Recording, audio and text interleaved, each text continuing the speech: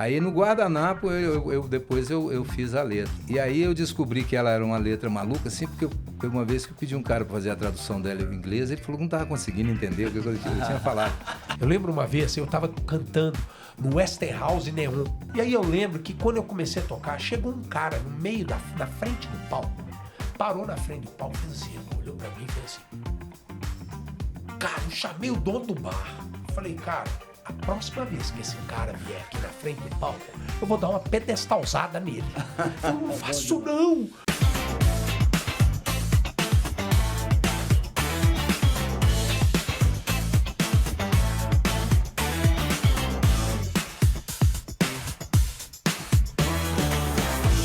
Olá, tá começando aqui pela TV Horizonte, a Rádio América, América TV e também no YouTube da Rede Catedral, o nosso Culturama, programa que fala de arte, de música, de expressões artísticas variadas. E comigo, Bauchita, nós vamos aí ao longo desse tempo aqui conversar com grandes artistas, pessoas que fazem a arte mineira, brasileira e mundial. E hoje eu estou muito bem acompanhado de 3 expoentes assim, de variadas áreas, né? De variadas gerações também, né? 2 deles eu já conheço há mais tempo, um eu estou conhecendo agora, mas já estou impressionado. A gente estava aqui nos bastidores conversando e ele falando dos projetos dele e eu fiquei bem impactado e vai ser emocionante esse Culturama de hoje.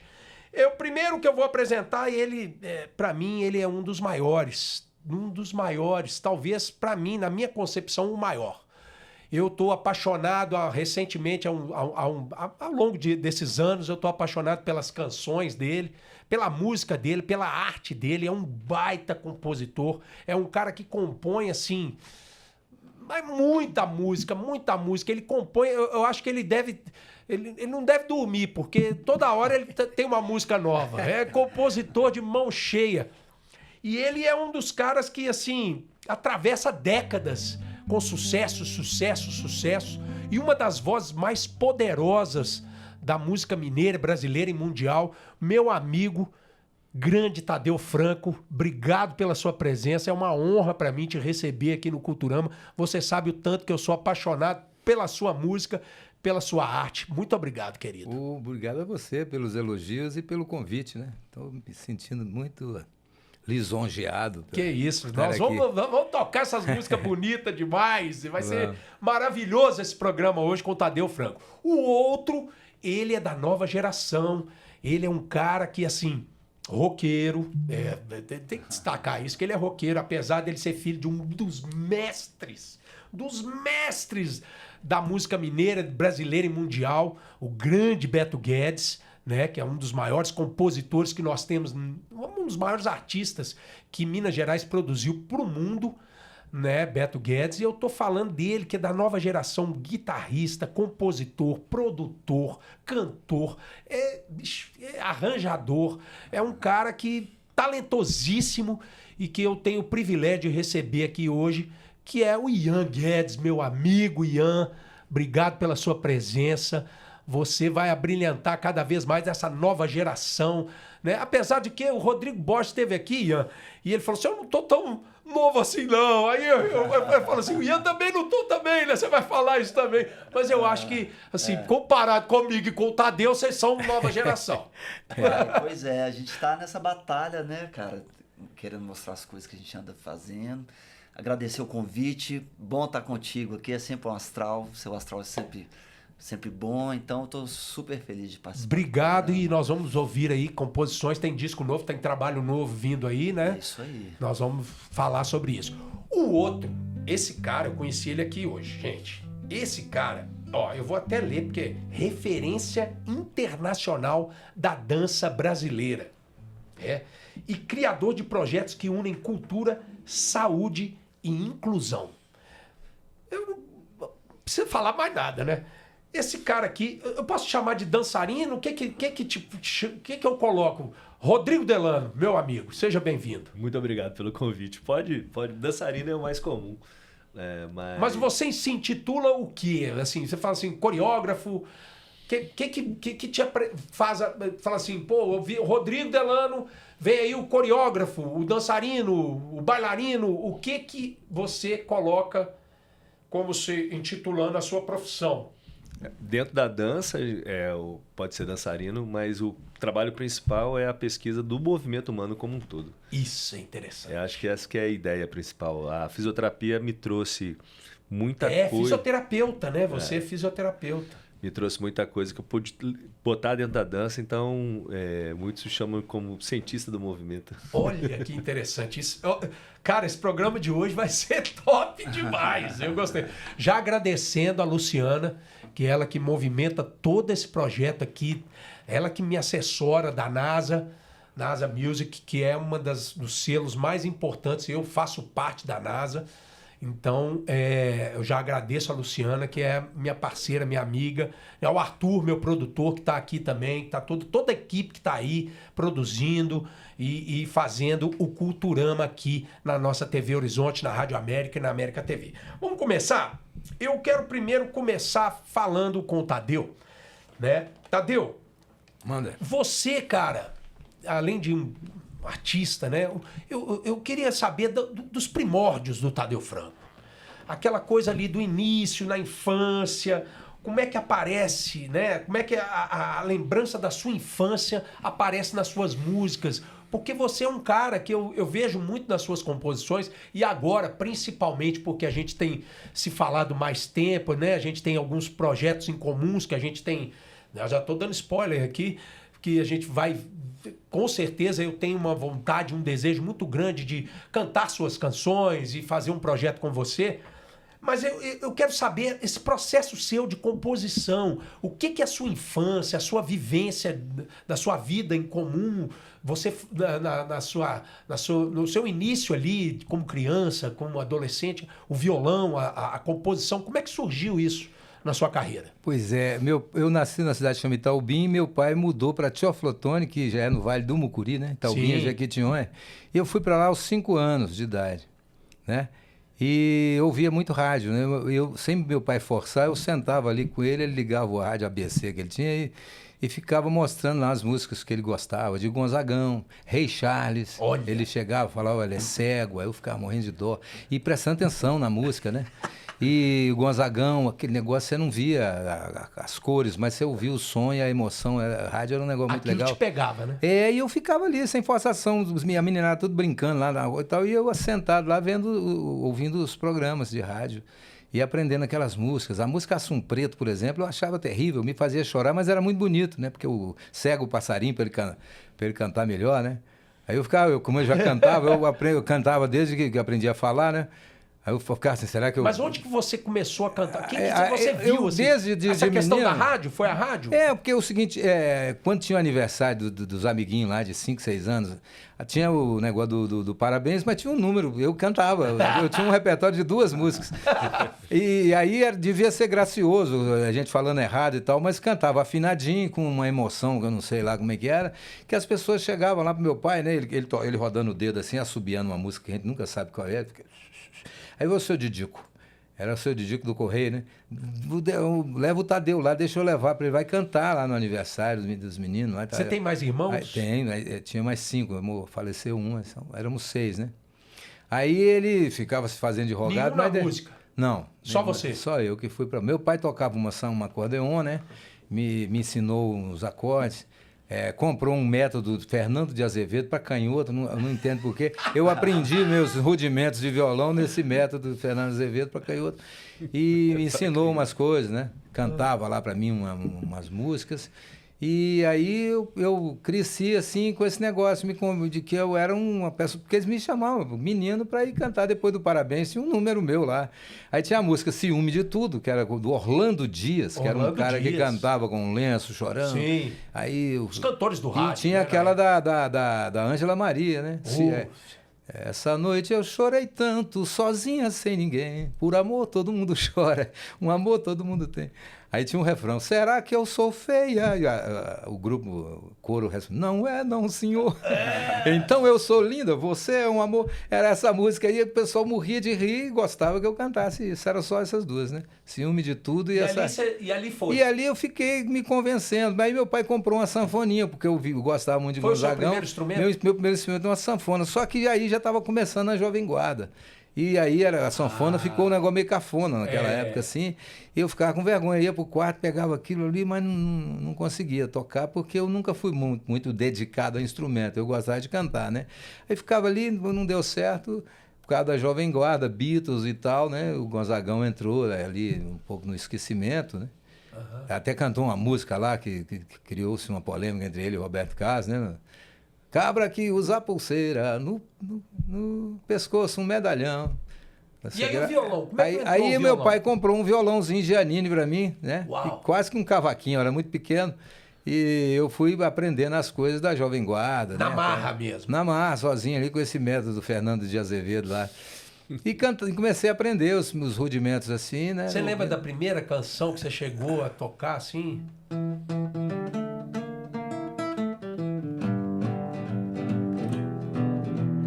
Eu te darei o céu, meu bem, e o meu amor também.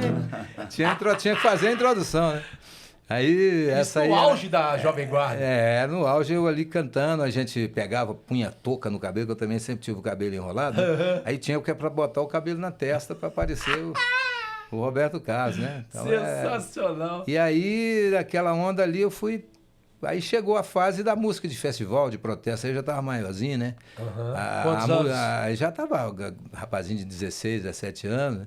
Aí pintou aquele movimento dos nordestinos, como a gente é ali do Nordeste de Minas, Sim. recebia muito essa influência da música lá, do Fagner, Ednardo, o pessoal do Ceará, Quinteto Violado. Eram essas coisas que era mais fácil de tocar, a gente já saía tocando ali, Caetano e a turma da Bahia e tal, né? E aí veio o festival, negócio de protesto, né? Então eu sempre fui muito pra música por conta da letra, né? Eu sempre prestei muita atenção. A música pode ser boa pra caramba, eu acho legal, gosto de cantar, mas eu fico com uma letra né? O que você está transmitindo, É aquilo que eu tô né? falando, é porque a gente vem dessa época aí de falar do sertão, das agruras do homem do campo. É por isso que eu vejo muita riqueza nas suas letras, né? A maioria das letras que eu escuto, assim, eu vejo, seja uma letra de protesto, igual você falou, seja uma letra mais específica de amor, de romance, eu vejo muito isso, que você se preocupa muito, não é aquela letrinha bobinha, não tem uma riqueza. Tem uma letrinha assim, leve, assim, que é legal, que faz bem, mas tem umas que são meio mau gosto, assim, o cara não... Ou fala de amor de uma forma muito assim superficial, piegas, né? Piegas demais, muito repetitivo, assim, que não apetece. Eu não vejo isso nas suas canções, nas suas letras. Mas você hoje, isso é uma pergunta que eu vou fazer para você e vou fazer para o Ian também. Já vai pensando aí. Como é que é o seu processo de composição? Você escreve a letra e depois vem com a musicar a letra? Ou você faz a música e depois bota uma melodia e depois escreve a letra? Quando eu fiz meu primeiro disco, eu dei uma geral assim no que eu tinha feito assim, tinha uma música lá que chama Canto de uma Terra, né? Abaetê, minha terra. Essa música eu fiz, mudei a afinação assim, procurei um jeito incomum de fazer e fui cantando a letra meio provisória. E depois eu não consegui mudar a letra, ficou daquele jeito mesmo. E aí eu descobri que ela era uma letra maluca, assim, porque teve uma vez que eu pedi um cara para fazer a tradução dela em inglês, ele falou que não estava conseguindo entender o que eu tinha falado. Aí eu falei, então eu tinha que mudar. Se não consegui mudar, deixei pra lá. O pessoal gosta. Teve gente Você faz a gravou. letra, então, primeiro? Não, nesse caso foi junto ali, porque para não perder a melodia, aí eu fui fazendo. E aí, como eu tinha essa noção que era importante ser autor, né? Eu fiz meu primeiro disco, que essa é a única que tem no disco. Aí eu cantando outras coisas, né? Eu achava legal interpretar, mas é bom ser autor. No meu caso, eu achava necessário, né? Aí, depois, eu comecei a compor também para participar mais do meu disco como, autor. Vinha a letra primeiro ou Às vezes vem a letra, depois a gente... Então você não tem essa particularidade, não. Né? Quando alguém me dá uma coisa assim, Uma letra, Uma eu ponho poesia, música. aí Eu você ponho põe música, eu música. vejo, é importante para mim ser parceiro dessa pessoa. O Sá já escreveu na mesa do bar lá uma música, um negócio chamado Duas Pedras, uma Você história. foi lá e fez a música. Aí eu falei, opa, vou virar parceiro do Sá, pô, da dupla importante legal, Sá e Guarabira. legal. Aí no Guardanapo, depois eu fiz a letra, Que né? legal isso, A que música. legal. Aí depois eu passei uma letra para ele musicou, aí viramos parceiros já de umas 2 músicas, né? Aí o Beto Guedes, pai do Ian, aí tava fazendo o disco ali, naquela onda dele, de sob pressão, ele sempre deixa o negócio... O Beto sempre trabalhou com a sob pressão, né? Aí ele falou, faz aí, Ted, você fez pra mãe, porque eu tinha feito Dona Júlia. Eu ouvi o disco Conto da Lua Vaga e eu tinha comprado o disco lá na como é que chama ali? Da engenharia, né? A gente comprava ali o disco e tal. Cotec. Aí eu peguei e cheguei com a letra. Ela falou, cara, eu tinha uma música ali, não tinha encarte, não sei quem tá tocando ali. Ele falou, sou eu, velho. Eu que toco ali o sax, a bateria. Falei, pois era essa letra aqui, com a Dona Júlia. Quem que é a Dona? Ela é minha mãe, cara. Dona Júlia era a mãe dele, eu fiz o negócio. E ele aprovou, e o parceiro dele também, o Luiz legal, Guedes. que legal. Aí quando ele foi fazer o outro disco, ele chegou e falou, fez pra mãe, agora faz pro pai também. Aí eu fiz Choro de Pai. Ficou legal, ele cantou comigo no último disco que ele fez pela Odeon, né? Que bacana. Aí um choro bonito demais. Aí eu já estava um pouco, né, mais esperto assim. E que é um exercício, a composição é um exercício. Inclusive, eu acho que você, como intérprete, que é uma coisa rara no mundo do rock, ter o intérprete, né? Você é um grande intérprete. Mas eu acho que você devia também pegar, você deve cometer algumas composições ou não? Sim, eu me atrevo às vezes a escrever então. alguma coisa. Como eu não sou um exímio, eu não toco, eu arranho um pouco de piano, que eu comecei a estudar recentemente, muito pouco, violão dói a minha mão, aí eu fico com preguiça, então eu sou meio preguiçoso nesse sentido, mas eu me atrevo às vezes a escrever. Mas eu comecei a escrever muito baseado muito nessa questão de emocional meu. Quando eu tô baixo emocionalmente, quando eu tô numa desilusão de alguma coisa, aí parece que o meu poder criativo, ele vem mais, sabe? Então, assim, eu fiz um disco, praticamente o último disco que eu fiz, foi praticamente a maioria das letras foi eu que escrevi. E aí, num momento muito conturbado da minha vida, e aí eu sou assim, né? Eu não sei vocês, mas eu sou assim. Eu produzo mais quando eu tô num processo meio que difícil. Eu acho que igual o seu pai, do Ian, né, o Beto, que é sob pressão. Ou seja, uma pressão feliz, né? Ou uma pressão de obrigação de fazer o negócio, tem que entregar o produto, você tem que fazer. Agora, o que me atiçou mesmo, assim, né? Essa coisa de você se expressar e para não ficar... Eu tinha um medo de virar aquele papagaio, só falando as palavras dos outros. Então eu falei, eu tenho que falar as minhas também, né? Aí tem um processo, muita leitura de poesia. Aí você começou assim. Você começou a mergulhar. Desde o começo, o primeiro dinheirinho que eu comprava, eu não pensava em comprar roupa, eu comprava livro, comprava disco, ficava ouvindo e tal. Segura lendo isso aí, porque isso aí vale uma conexão com o Ian também sobre a questão de poesia. Eu quero só botar o Ian na conversa e vou botar o Delano também. Ian, o Tadeu veio do interior, né? Como é que chama a terra lá? Itaubim, criado em Teoflotone. Criado em Teoflotone. Você, filho do grande Beto Guedes, ou seja, o Tadeu fala que o pai dele, né, já tocava acordeon, aquela coisa toda, incentivou ali. Você não precisa nem falar nada que você nasceu praticamente com o seu pai fazendo música dentro de casa. Eu tô certo ou tô errado?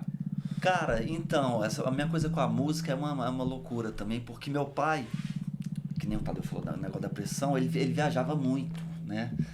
Então, por isso a pressão dele, porque ele tava em turnê, aí tinha que lançar um disco, tinha que parar pra fazer. E lá em casa, meu irmão começou a se interessar por música primeiramente, assim, do que eu, né? O Gabriel? Ele já entrou na onda da música. O Gabriel, eu vejo ele também nesse sentido. Eu vejo o Gabriel, falando de você e dele, eu vejo o Gabriel assim, ele tem o espírito do seu pai que eu vejo.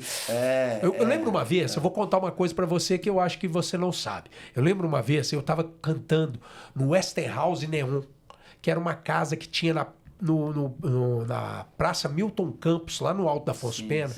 que era de um dos Westinghouse, e eu tocava com minha banda que chamava Censura Livre. E a gente tocava, não sei se era numa quinta, numa quarta, e a casa estava vazia. A gente tocava Stones, Beatles, rock, Led Zeppelin, Joe Cocker, Cocker. Eu fazia, eu tocava Janis Joplin, cantava coisas diferentes, assim, Your Song, do Elton John, essas coisas, sabe? Bem Leon Russell, né? Eu fazia uma mescla de repertório que ia do blues, do tal. E eu estava despontando ali, eu tinha meus 17 anos, e eu estava despontando ali. E eu lembro que eu estava tocando e o bar estava vazio. E a gente tocava alto. Realmente a gente tocava alto. E aí eu lembro que quando eu comecei a tocar, chegou um cara no meio na frente do palco, parou na frente do palco, fez assim, olhou pra mim e fez assim. Com a cara brava. Eu olhei, não sabia quem que era aquele cara. Eu olhei e falei assim, meu Deus, quem que é esse cara? Aí continuei, eu olhei pros meninos da banda e continuei. Pinta de Deu roqueiro. mais 5 minutos, ele com aquele cabelinho assim, olhou de novo. Baixa, alto, e reclamando, fazendo assim. Aí, cara, eu chamei o dono do bar. Falei, cara, a próxima vez que esse cara vier aqui na frente do palco, eu vou dar uma pedestalzada nele. Ele falou, não faço não. Eu falei, por quê? Quem que é esse cara? Não sei o que é, toda hora ele chega aqui, cara doido, não sei o que, incomodando, e eu, aquela coisa, né, roqueiro, rebelde. Falei, Alberto Guedes. Conhece Beto Guedes? Nervosão, sabe? Aquele estilo rebelde. E ali eu conheci o Beto. Olha e ali só. eu procurei, aí eu falei assim, eu tenho que conhecer do cara que estava reclamando do meu som alto. Ali eu fui conhecer o Beto, e ali eu comecei a me apaixonar pelas canções dele. Legal. Ali eu comecei a conhecer o Clube da Esquina.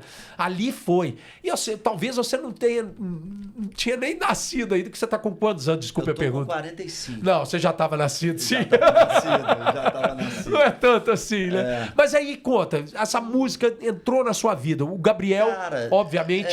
Porque assim, lá em casa sempre teve muito instrumento, guitarra e tal. E o meu irmão já, de novinho, ele já se ligou em música, assim. E meu pai sempre viajando muito, né? Quando eu nasci em 81, ele tava estourando. Então, assim, a década de 80 ele estourou. Então ele ficava. Isso muito foi em forte. 82, essa história que eu contei Essa, aqui. Então você tava eu com tava um ano. Tá, já tinha nascido. 82, 83, por ali. E aí, cara, a minha onda com música era muito dos shows, né?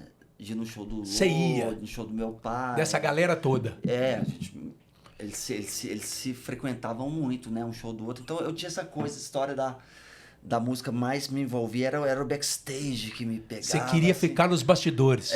E tocar não era um negócio que foi passando, cara, 12 anos de idade para 13, eu falei, cara, meu negócio vou virar administrador de empresa. Você não queria saber de música. Cara, não, música não me pegou assim, rapidamente de infância. Não pegou na infância, mas a gente vê aí, você tem uma tatuagem do Imagine aí do John Lennon. Pois aí logo depois ela pegou.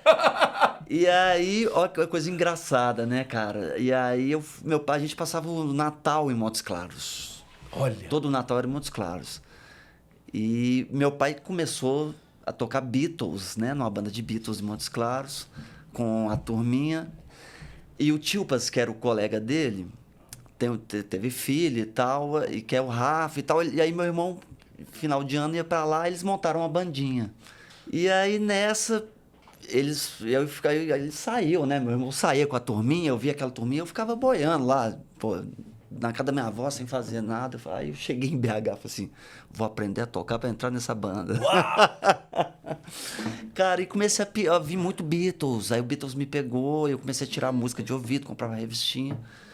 E aí o negócio me pegou, assim. E aí você mergulhou, você estudou, porque eu vejo quando você toca, você é um cara que conhece harmonia, você tem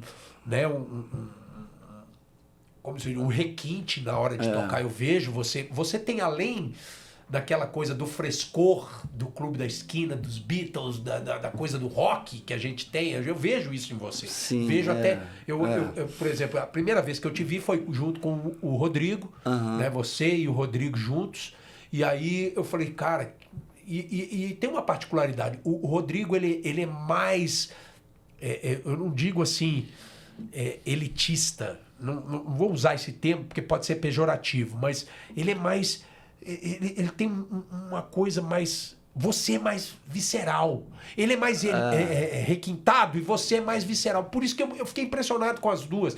Apesar de saber, Rodrigo Borges e Ian Guedes, né? Os sobrenomes de pedigree que os caras têm, né, velho? Mas eu falei assim, eu vejo você mais despojado, mais rock and roll. Foi essa história de começar no rock, né? O rock que me pegou, assim. Então eu ia pra Montes Claros, aí no outro ano eu cheguei já tocando. Primeira música, dá uma palhinha só pra gente. Você Cara, lembra? eu comecei a tocar Beatles. Beatles, uma dos Beatles, assim, que você...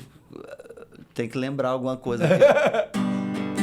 Here I stand, head in hand, turn my face to the wall. Aí comecei tirando essas coisas e tirando muito de ouvido, assim. Eu pegava a revistinha, mas eu queria entender onde que estava o baixo, então eu tive esse treinamento. Olha a assim. linha, olha o pensamento, Tadeu e Delano, de produtor. Que ele é produtor, ele é arranjador. Então, você queria entender a coisa, ou seja, não era só tocar por tocar. Eu não queria descobrir os acordes, ouvindo. Isso então que você está me falando me remete voltando. muito ao que você falou, por exemplo. Eu gostava dos bastidores. Então, quando a gente fala dos bastidores, essa questão de estar na frente, de ser frontman, de estar tocando, de ser artista, isso foi depois, né? Porque você veio, eu quero ficar nos bastidores, agora eu quero descobrir como é que é cada coisa, os acordes, coisa. E aí você mergulhou? Como é que foi isso? Mas então aí nessa história dessa galera, então eu ia para Montes Claros, aí eu comecei a tirar, então eu tive esse trabalho de ouvir muito, de tirar, porque eu tinha que tirar os solos e tal, para chegar e... Perfeccionista? Eu tive banda de Beatles cover, então você tem que tirar certinho. Hoje eu já não tenho a menor paciência para isso. Entendeu? Mas eu tive essa escola de tirar de ouvido. Porque aí eu cheguei lá e mostrei pros meninos, tô tocando aí. Você pode entrar pra gig agora. Vai, aí entrei pra pra bom, gig. né? E aí a gente começava, a gente tocava nos barzinhos, aí ganhava um cachezinho. Então eu comecei já nessa onda, já trabalhando. Ia pra Montes Claros e tocava, e trabalhava, ganhava um dinheirinho, então foi assim. E aí o processo de composição, eu perguntei pro Tadeu sobre essa questão, como é que é o seu processo de composição? Por você ser um instrumentista, você acompanha seu pai hoje? Eu tenho 20 anos que eu tô tocando com ele. Tocando com ele, né? Você, a banda sensacional. Bandaça. Bandaça. É você, Adriano Campanhani, o maior baixista do mundo. Aliás, um beijo pra ele, vai estar aqui. Se Deus quiser, entrevistando ele, eu falo com ele, é um monstro, eu chamo ele de monstro. Vocês são muito amigos, ele conta muito falando de você. Eu gosto demais dele. E o Adriano Campanhani, o Arthur Rezende, outro monstro também. E o Will Mota nos teclados. E o Will, vozinho de saco de risada. Um beijo pro Will, que eu amo também. Esse apelido E você? E você? Eu. Sensacional. E há 20 anos. E o seu processo de composição? Você chega... O Tadeu falou que para ele é indifere. Ela escreve, né, Tadeu? Mas teve uma coisa que eu não falei, porque você passou por ela. O que me atiçou mesmo foi o seguinte... aqui em Minas a gente está sempre dividindo o palco com as pessoas e tal. E tinha 2 autores das músicas que eu tinha gravado presentes no palco lá. Os caras foram até o meu camarim falando, olha, você não vai cantar a música. A minha e nem o outro falou também não, porque nós estamos aqui, nós somos autores da música e a gente é que vai cantar. Eu lancei as músicas e tal. Não vou falar o nome dos caras, mas assim... Eu falei, pô, que coisa. Eu fui e cantei, claro, a música fazia parte do meu repertório, né? Era dos caras, mas era uma coisa que eu conhecia, né? E essas 2 músicas, se tirasse, ia me atrapalhar no show. Eu não ia ter repertório mais conhecido assim para. Aí eu fui para casa e falei, quer saber, eu vou tentar fazer minha música e emplacar alguma música minha para não ter que precisar de música assim dos outros. Diferente. Porque eu volto e meio, eu vou topar com esses caras e eles vão falar isso, eu vou ficar sem música para cantar. Né? Aí comecei a fazer minhas coisas. Ali que começou as suas coisas. E do seu caso? Cara, então, eu fui subindo escadinhas ao longo da minha vida. que eu comecei como instrumentista, guitarrista, e eu achei que ia ser sideman dos outros a vida inteira e tal, e não tinha muito essa coisa da composição também, assim, muito forte, assim. Aí eu fazia algumas coisinhas e tal, sempre tive um estúdiozinho e tal, tem estúdio, então eu ia registrando. Aí na pandemia, cara, pintou uma onda da gente montar uma banda, que não foi pra frente, o Adriano tava na banda, o Rodrigo, o Dedé Batera. E eu falei, cara, então vamos lá, vamos ter que, né, mostrar coisas. E aí eu fiz um junta de umas coisas que eu tinha, falei, ó, pô, isso aqui dá certo, aí arrumei e tal, não sei o quê. Compus alguma coisa assim, eu sempre fazia alguma coisinha, Mas sempre primeiro violão, sempre música, harmonia e melodia. música, harmonia e melodia. Harmonia e melodia. E aí nessa urgência de fazer esse trabalho, eu juntei uma coisa, tinha uma coisa que eu sabia que era um B, mas não tinha um A, e fiz um A e tal. E mostrei pra turma e falei, ó, galera, eu tenho aqui umas 6, 7 canções, a gente precisa pôr letra. Eles falaram, não, vamos começar com as suas, então. Eu falei, então beleza, então vou ter que correr atrás da turma para escrever. Aí fui até o Ronaldo Bastos, que é meu padrinho, e falou, Dubas, tem uma música aqui. O cara foi no Ronaldo Bastos. Você topa, mandei, ele topou, o Chiquinho Amaral. O outro. Aí o Chiquinho tá mais na onda do instrumentista, a gente conversou muito, fala, Chiquinho, pô... Faz aí, Chico. Poxa, aí ele fez 2. E aí, cara, eu tava com... E aí eu tinha feito uma música, eu tava com um filhinho recém-nascido, assim, eu comecei a fazer a música, ele tava assim no bercinho, eu cuidando dele, né, porque pandemia a gente deu uma parada, eu comecei a fazer uma onda, assim, e ele ficava com aquela vozinha, aquele menino meio chorando, balbuciando, ouvindo, eu acho que tava sentindo uma onda do violão, assim. Aí comecei uma melodiazinha e tal. Aí finalizei essa música, e aí falei pra galera, cara, essa música eu acho que tem a ver com o Nando Reis. Se mandou pro Nando. Aí os caras, não, que Nando Reis vai pirar, Vai tá pirando. A gente nem começou uma banda. Eu falei, cara, bateu. O não tá aí. E o não é não, beleza. Não não... é simples, né? Pediu só pro Nando, Ronaldo Bastos, Bicho, Chico Amaral. Comecei mal, né? Começou mal demais de letrista. Cara, aí... E ele foi, filho. Aí eu falei, cara, pô, aí consegui. Como é que eu vou chegar no Nando, né, velho? Aí o JP Sofrans, que é um amigo nosso, que fotógrafo, que tá no meio da... fotografando ele. Ele começou a fotografar shows, então ele tá com essa conexão desse meio. Eu falei, ô Jota, eu tô querendo chegar no Nando, cara, talvez através do Fernando Furtado, algum empresário que possa me... Ele falou, não, vai no baixista dele, que é o braço direito dele e tal. Aí a gente foi, conseguiu, o Adriano deu um alô nele e tal, que é o Cambraia. Aí falou, Cambraia, pô, tô com uma canção, acho que tem a ver, pô, tem essa história, todo mundo aqui da banda tem a ver com o clube, o Ronaldo e o Chiquinho estão dentro do projeto, será que você toparia? Bicho, ele topou, ele gostou da música. Que legal. E ali topou. Surgiu uma das primeiras canções. Aí começou aquelas coisas, aqueles arquivos, aqueles esboços, ou algumas coisas já fechadas que eu tinha, começaram a criar. Eu quero que depois você toque ela. Deixa eu colocar Vamos lá. o Rodrigo. Porque senão ele vai ficar só de espectador. Mas eu tô adorando aqui. Tô fazendo uma analogia Rodrigo, já. Você como fisioterapeuta, né? E essa coisa do movimento, da dança, como é que isso surgiu na sua vida? A gente vê que você, né? Na hora que ele chegou aqui, alto, você vê que o cara tem um porte, né? De atleta, né? Eu falaria que você já falou que foi jogador de vôlei. Joguei vôlei. Jogou vôlei, então tem, né, esporte. Como é que começou essa história para você? Cara, já introduz, eu já quero que você já fale também sobre a questão que eu acho que é muito importante daquilo que você falou da inclusão. Da inclusão. Tá.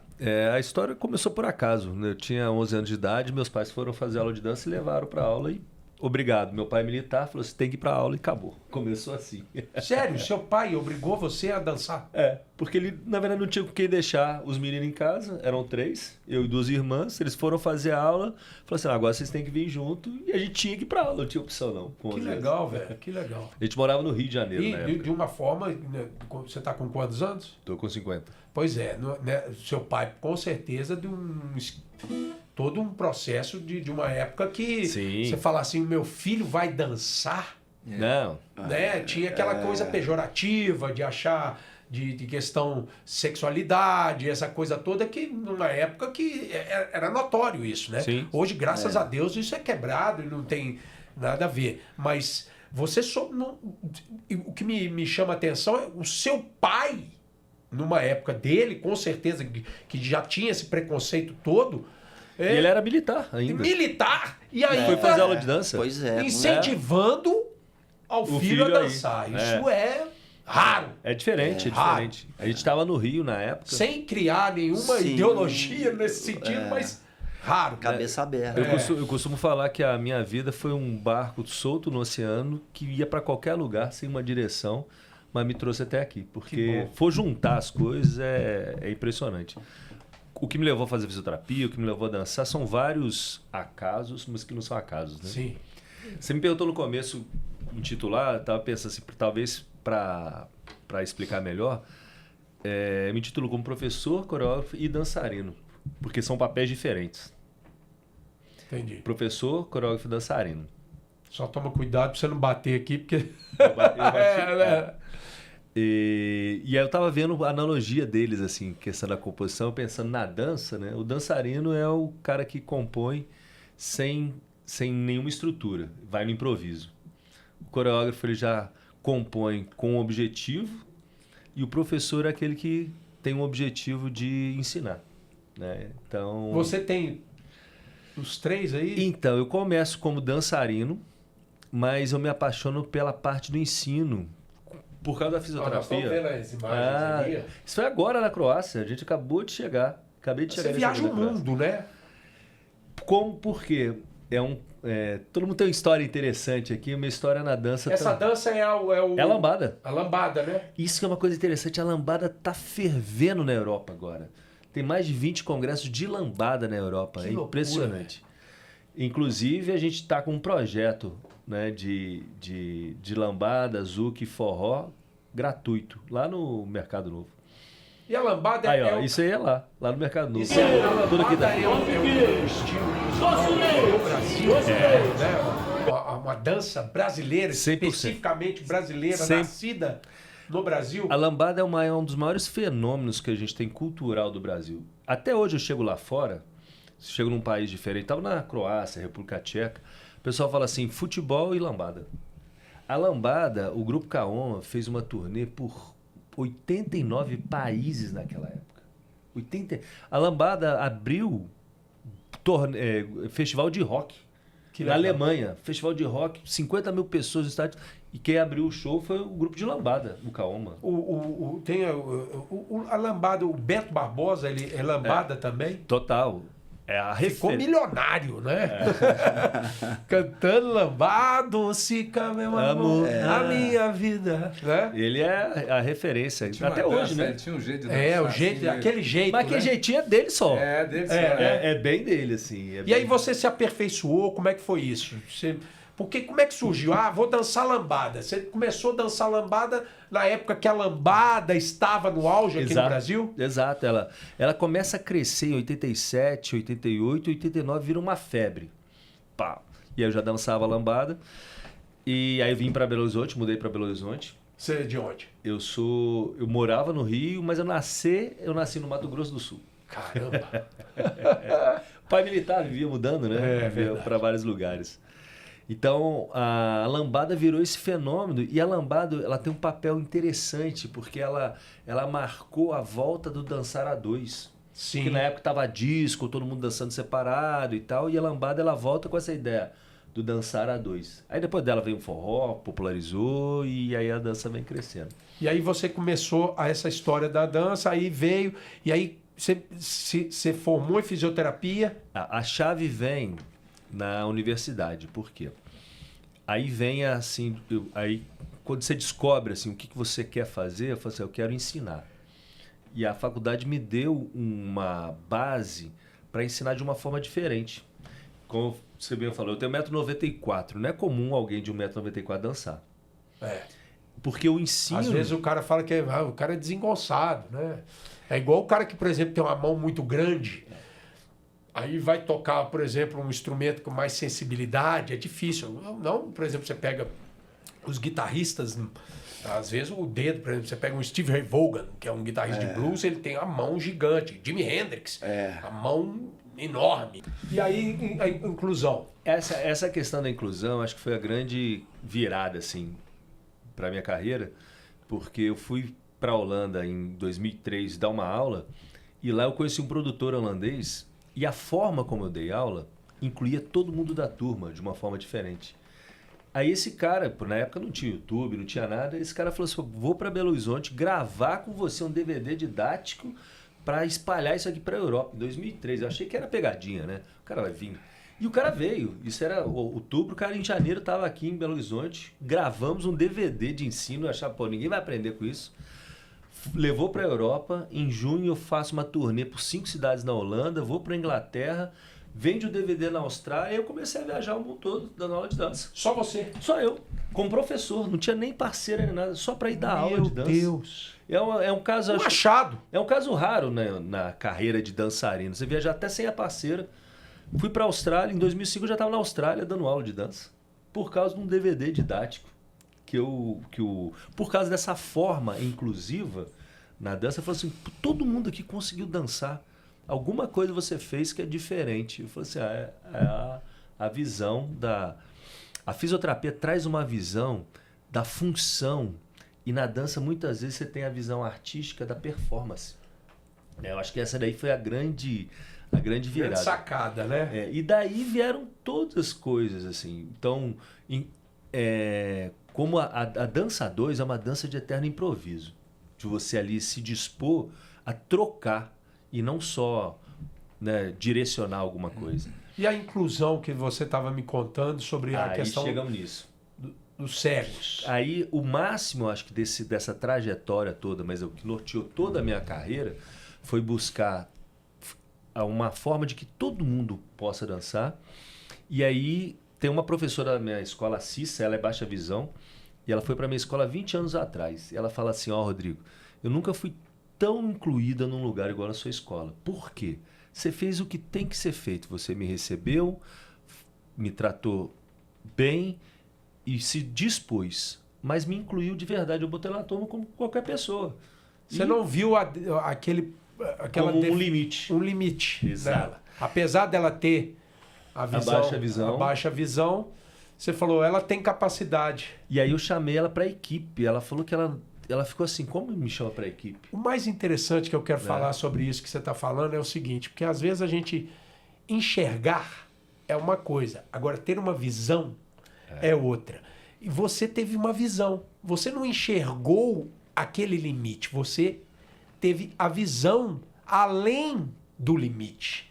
E isso é importante, porque acaba que você consegue incluir pessoas que... E aí você não trabalha só na questão de a pessoa se sentir pertencente a um nicho. Não, você trabalha a questão emocional da pessoa, né? A pessoa se sente acolhida, ela se sente integrada a um grupo, né? E isso é importante porque a gente vê hoje, no mundo que a gente vive hoje, a gente vê muitas pessoas destruídas emocionalmente e às vezes até por problemas que as pessoas criam sem ter.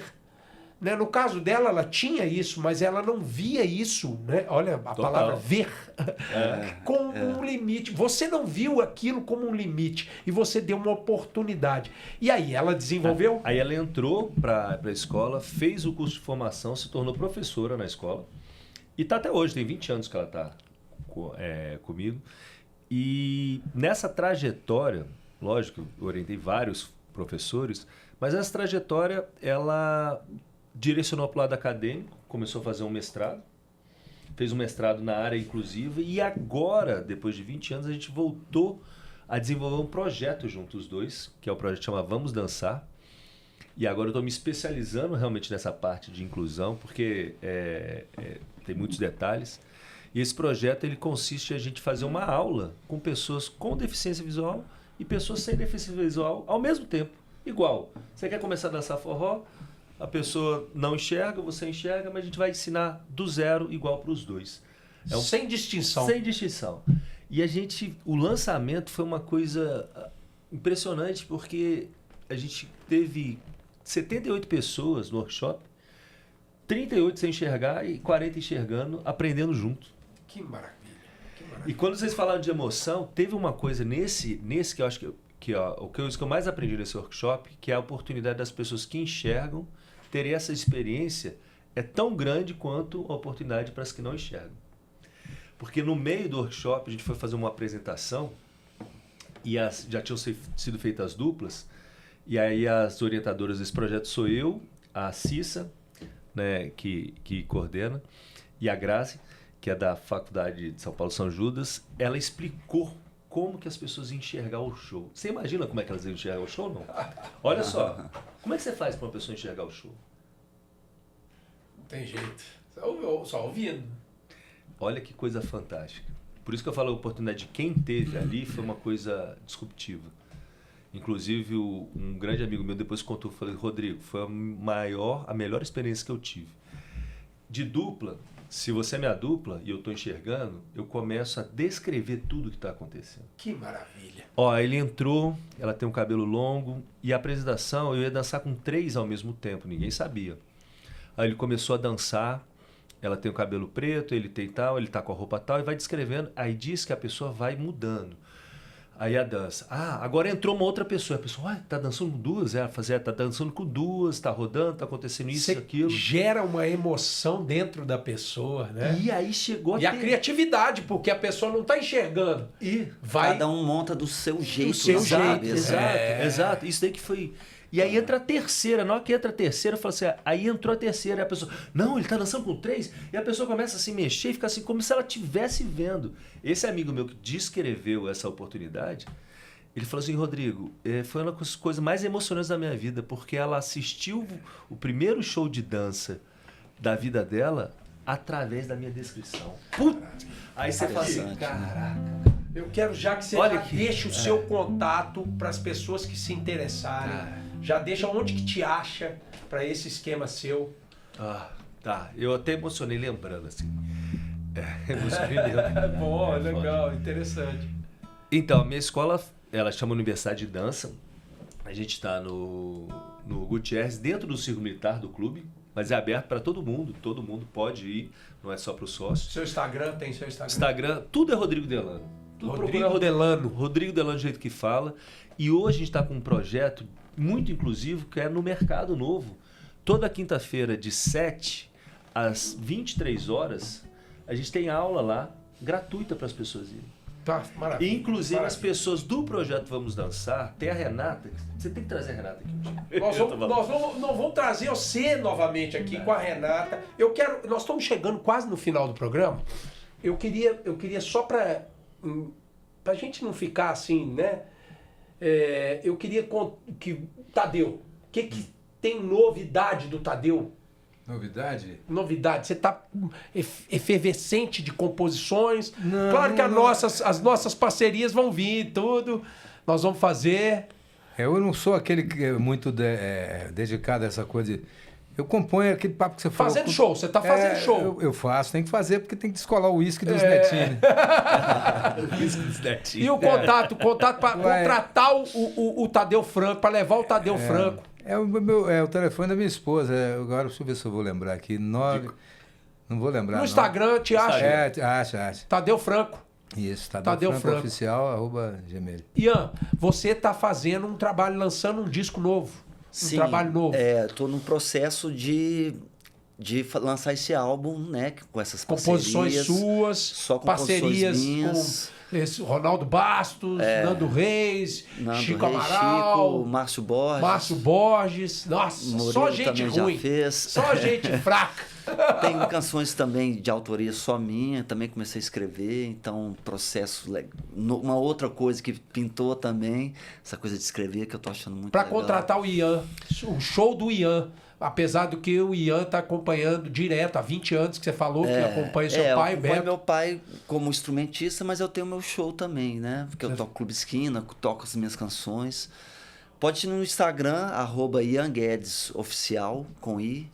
E o meu telefone é 319-8305-7874. Nós vamos chegando ao final do programa. Passa rápido. É um negócio que a gente tinha que fazer 2, 3 programas, porque aqui tem muito conteúdo. Mas, infelizmente, nós temos um limite.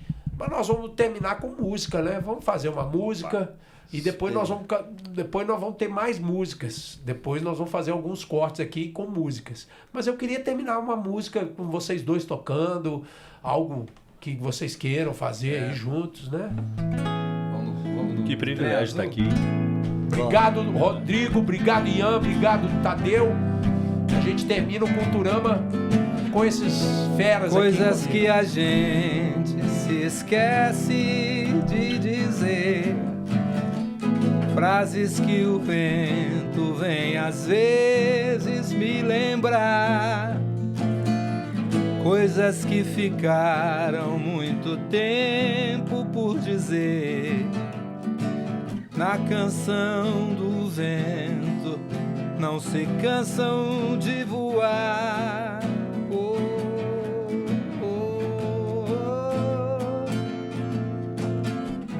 oh. Você pega o trem azul, o sol na cabeça, o sol pega o trem azul, você na cabeça, o sol na cabeça.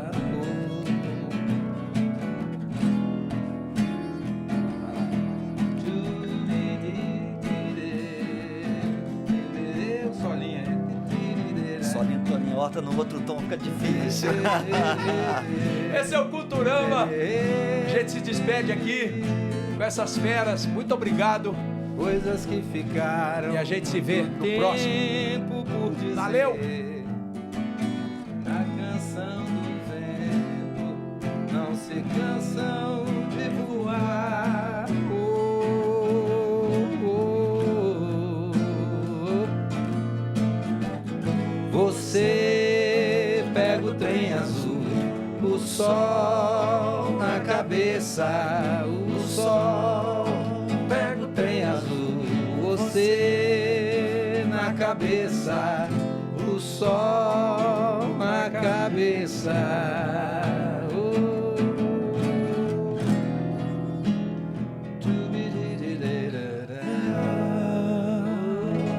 Isso aí. Legal. Maravilha.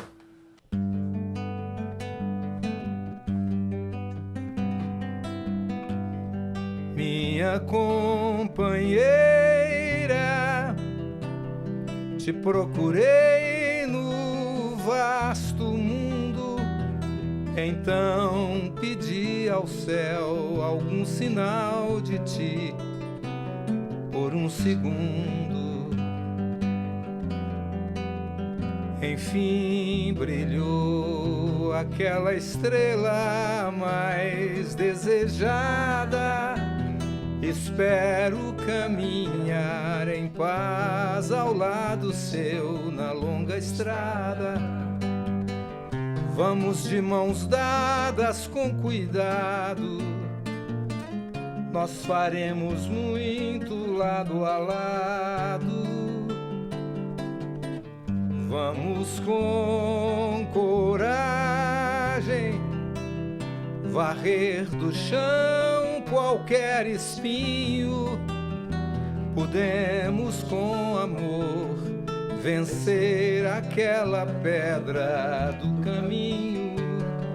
Podemos com amor vencer todas as pedras do caminho. Podemos com amor vencer aquela pedra do caminho.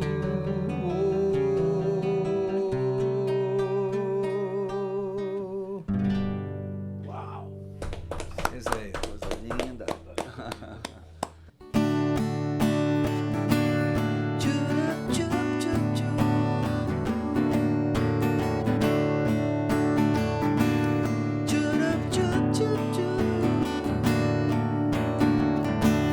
Como a grama verdejar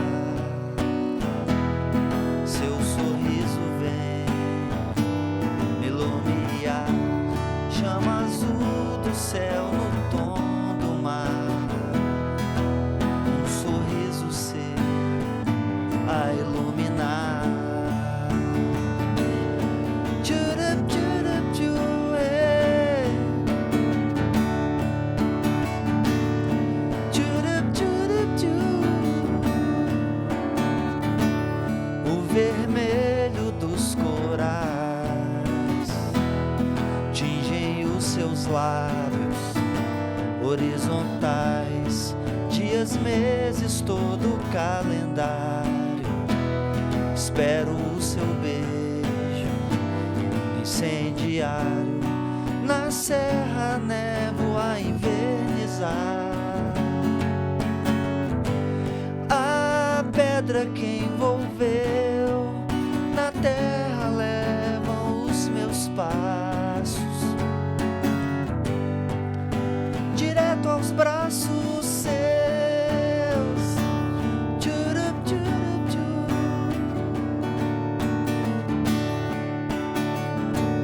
Tchurup, tchurup, tchurup, tchurup.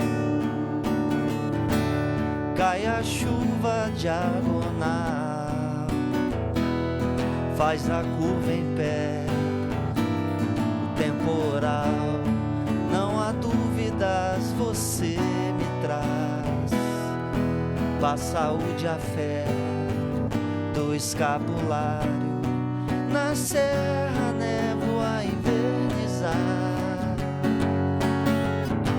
A pedra que envolveu na terra levam os meus passos direto aos braços